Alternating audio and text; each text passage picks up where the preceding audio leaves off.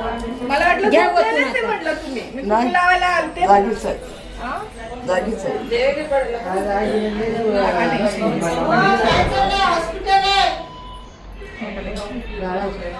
काय नाही आज घे आज वळच आहे पुन्हा आहे ना. कॅमेऱ्यामध्ये मॅडम बघते हे असं तुमचं बघून ते येतील खाली. अरे तो आज उपवास है, तुम लोग वट सावित्री का भगवान व्हॉट्सअप मैं भी वही कर. नमस्कार, मी विद्या शेळके. आज होती वट सावित्री पौर्णिमा आणि मी चालले होते माझ्या सत्यवानाला जन्मोनजन्मी मला हाच पती मिळो त्यासाठी पूजा करायला. आम्ही आलो आमच्या घरून वडाची पूजा करायला. वडाची पूजा करत असताना मला माहीत नाही प्रत्येक जन्माला मला माझेच पती मिळतील की नाही, पण मी ह्या जन्मात माझ्याकडून होईल तेवढं सुख देण्याचे प्रयत्न मी माझ्या पतीला नेहमी आनंदी राहण्याचं, नेहमी सुखात ते राहावं हीच प्रार्थना प्रत्येक देवाजवळ करत असते की मी माझ्या कष्टाने त्यांच्या फायनान्शियली जे काही प्रॉब्लेम असतील ते कमी करण्याचा प्रयत्न करू. पण जर एखाद्या वेळेस माझ्या पतीला प्रत्येक जन्मामध्ये ते जर मला भेटले तर खरंच खूप स्वतःला भाग्यवान समजेल मी. पण पुढच्या जन्मातलं कोणी बघितले, त्यामुळे ह्याच जन्मात खूप आनंद, खूप सुख समृद्धी, खूप सगळ्या गोष्टी माझ्या सत्यवानाच्या वाट्याला यावं त्यासाठी मी ही पूजा दरवर्षी करते. आणि ह्याही वर्षी आम्ही खूप आनंदात, खूप प्रेमाने, खूपच उत्साहात मी हा सण साजरे करते. कारण की ऑलरेडी मला खूप मोठा असा प्रवास करून आल्यानंतर थोडंसं उशीरच झालेला रात्रीही घरी यायला. रात्री म्हणजे पहाटेच मी घरी पोहोचते नेहमी, त्यानंतर झोप होत नाही. त्यामुळं मला काही इतकं तयारी करता नाही आली. पण जे काही मला तयारी करता आली, जे काही माझ्याकडनं गोष्टी करता आल्या मी त्या पूर्ण केल्या. आणि पूजाचं सामानसुद्धा माझ्या मैत्रिणींनीच आणलेलं पूजाने. त्यानंतर आम्ही पूजा वगैरे आवरून, माझ्या मैत्रिणीचं नाव पण पूजाच आहे, त्या सगळ्या गोष्टी आवरून मी, माझी वहिनी आणि माझी मैत्रीण आणि माझे वडील आम्ही निघालो होतो मातोश्री गंगूबाई हॉस्पिटल श्रीनगर येथे. का तर आई गेल्या 4 दिवसापासून तिथे ॲडमिट होती आणि शेवटी आज वटपौर्णिमा सण असल्यामुळे पण 2 दिवसापासून मी आईला भेटले नव्हते. त्यासाठी मला आईलाही भेटायचं होतं आणि म्हटलं चला आईलाही हळद कुंकू लावूया आणि वटपौर्णिमेच्या खूप खूप शुभेच्छा देऊया. फायनली आम्ही हॉस्पिटलजवळ पोहोचलो. आम्ही चौघं होतो. आज वाटलं सण आहे त्यामुळं थोडी दयामाया दाखवतील हॉस्पिटलवाले, पण आमच्यासोबत तसं काही झालं नाही. मी गपचूप आतमध्ये गेले. त्यानंतर वहिनी, वडील आणि पूजा आले. आम्ही गणपती बाप्पांचं दर्शन घेतलं. 3ऱ्या माळ्यावर आई ॲडमिट होती आणि आई आरामच करत होती.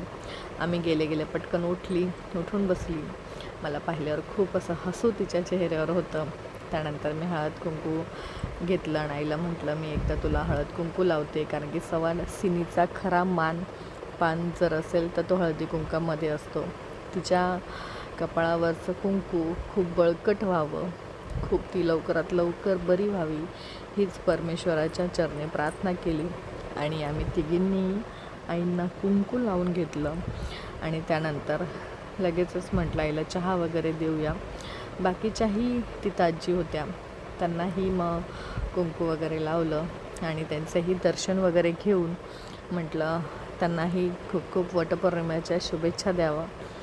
तिथं आईच्या 4 दिवसापासून ती एकाच वॉर्डमध्ये असल्यामुळं बरीचशी ओळख झालेली होती. काहींना चालत होतं, काहींना चालत नव्हतं. त्यामुळं मग म्हटलं चला काही हरकत नाही, आपण आधी आईंना थोडासा प्रसाद द्यावा. शनी शिंगणापूरचा मी प्रसाद घेऊन आलेले. चहा दिला वहिनीने आईला. चहा वगैरे घेत असतानाच एक आजी होत्या, त्याही म्हणे की माझी सून, माझे नातेवाईक जे कोणी त्यांचे असतील घरचे, ते जवळ येऊनही त्यांना भेटायला आले नव्हते, म्हणून त्या कुंकू लावायला आलते. जागीच आहे हा? जागीच आहे